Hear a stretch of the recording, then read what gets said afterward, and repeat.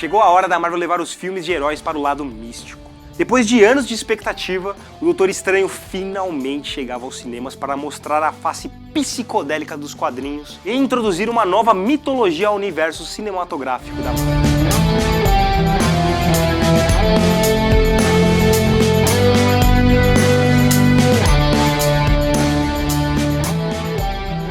Open your eyes.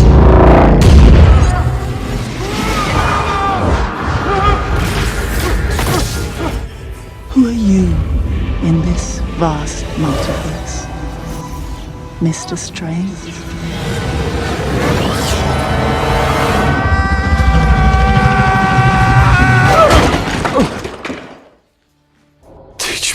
Os primeiros planos da Marvel Studios para o Doutor Estranho datam de 2010, quando o estúdio contratou os roteiristas Thomas Dean Donnelly e Joshua Oppenheimer para adaptar a história do Mago Supremo. Para Kevin Feige, essa era a oportunidade de mais uma vez surpreender o público, misturando ciência e fé na figura do cirurgião amargurado que atravessava esses dois mundos. Segundo o presidente do Marvel Studios, era preciso criar uma viagem capaz de misturar referências como Steve Ditko, Kubrick, Miyazaki e até Matrix. Para levar essa nova dimensão aos cinemas, o escolhido foi Scott Derrickson, diretor mais conhecido por seus trabalhos no gênero de horror, como A Entidade e O Exorcismo de Emily Rose. One of the things that's hugely important to us is to make sure that the films stay fresh, so that there's always a reason to come back to the theater to see them.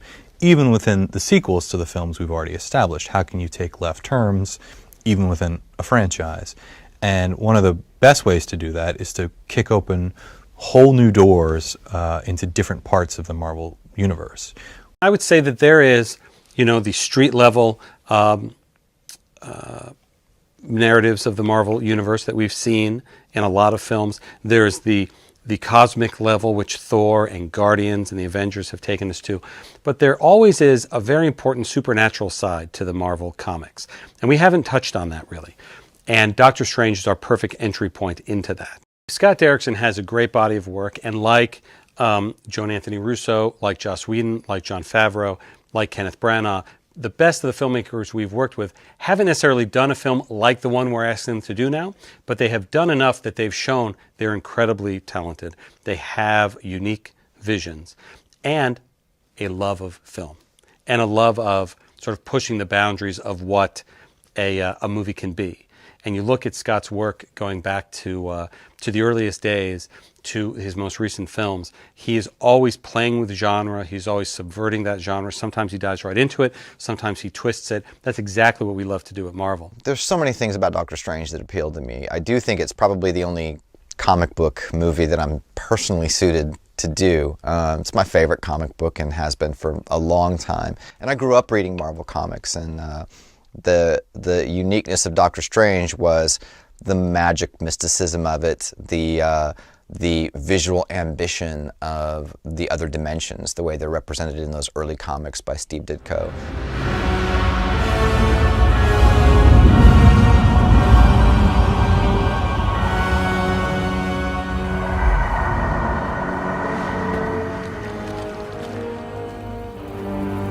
Dormammu, I've come to bargain. You've come to die.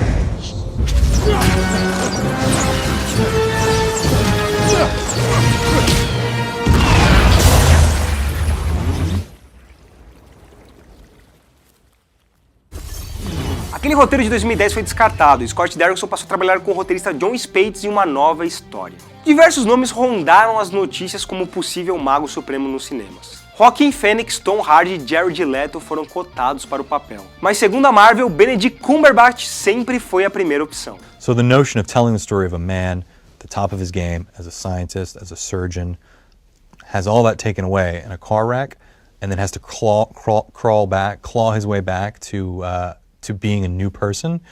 That is sort of inherent to the DNA of who Stephen Strange is, going back to his earliest comic incarnations. So we wanted to stick pretty close to that in this version of it.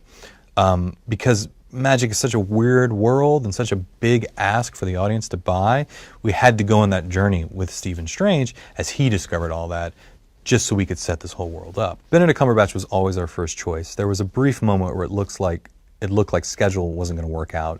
He actually had committed to do Hamlet in London. We had a date we had to start shooting. the release date was staring us in the face on the calendar, and we sort of parted ways and said, I guess it's not going to work out.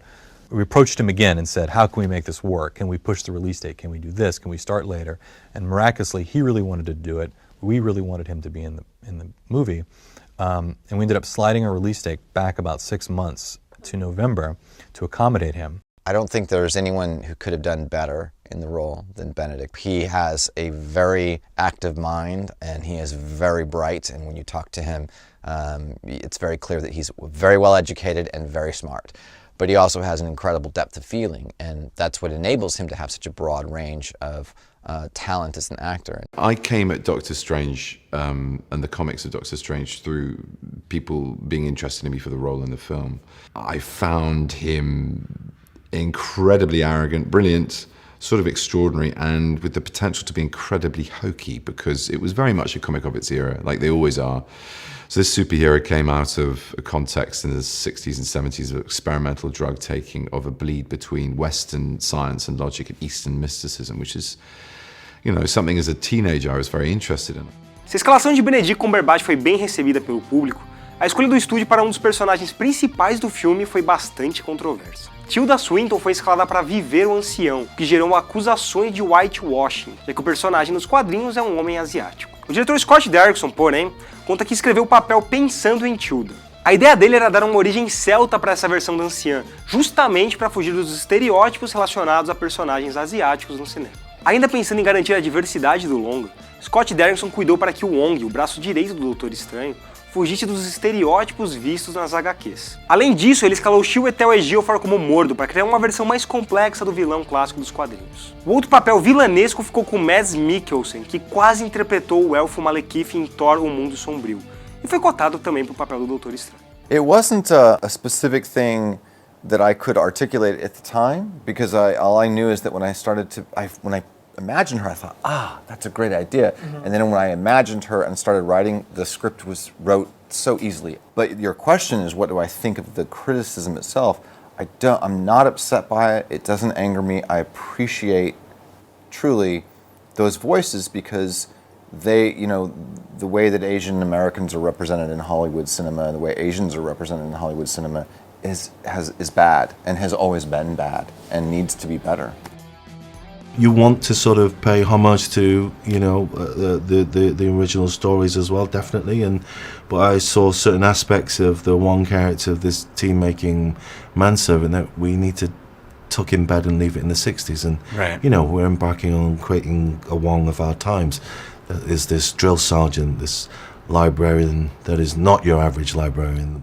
What I like about Mordo is I think the way that he is constructed, you know, the way that he's written is somebody who's very loyal, very engaged, very powerful, very has a great physical energy, and is a great defender of ideas and ideals, and that's something that's great to play, especially when some of those things get challenged by an outsider. Most of us see Marvel as a fantastic piece of art throughout the decades they've been doing, right? So for us to be in one of the films is not only a childhood dream, it's also an adult dream, because the stories are wider than just entertaining in the sense of entertaining kids. They are dealing with big questions. You know, who am I? What is the universe? Good and evil. And those are, as always, some of the best stories. Billy, what do you got for me? How about a 22-year-old female with an electronic implant in her brain to control schizophrenia struck by lightning? You send me the... Got it.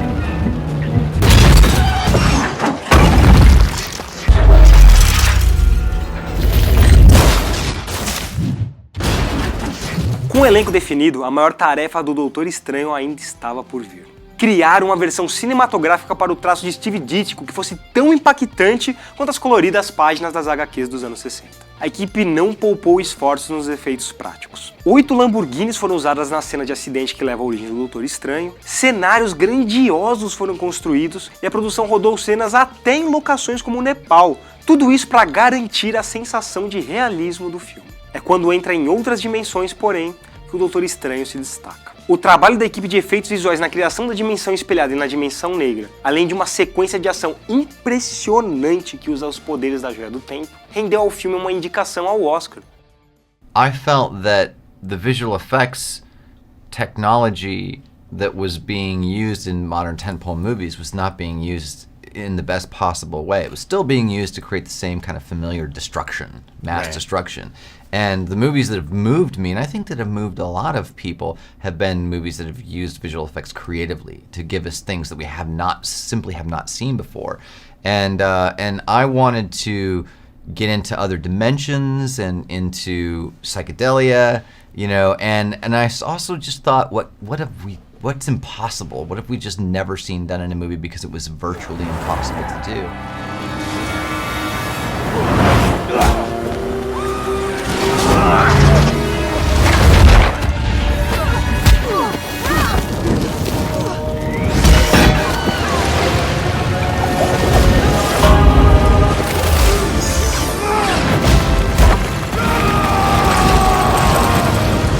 Lançado em novembro de 2016, Doutor Estranho foi bem recebido pela crítica, que elogiou as atuações e o visual do longa. O abuso da chamada Fórmula Marvel, com a contratação de última hora do roteirista Dan Harmon para adicionar piadas, por exemplo, foi visto como um dos pontos negativos, mas a necessidade do filme de conectar um tema complexo com o grande público justificou essas medidas. A resposta veio nas bilheterias, com 677 milhões arrecadados mundialmente. A escalação certeira de Benedict Cumberbatch presenteou o público com mais um personagem icônico, que certamente terá um papel importante no futuro da Marvel no cinema. Além disso, o Doutor Estranho mostrou um outro lado do estúdio e ampliou as possibilidades narrativas, ao introduzir conceitos como viagem no tempo e dimensões paralelas. O universo cinematográfico da Marvel pode ser tecnológico, cósmico e místico, e todos esses elementos serão reunidos em Vingadores Guerra Infinita.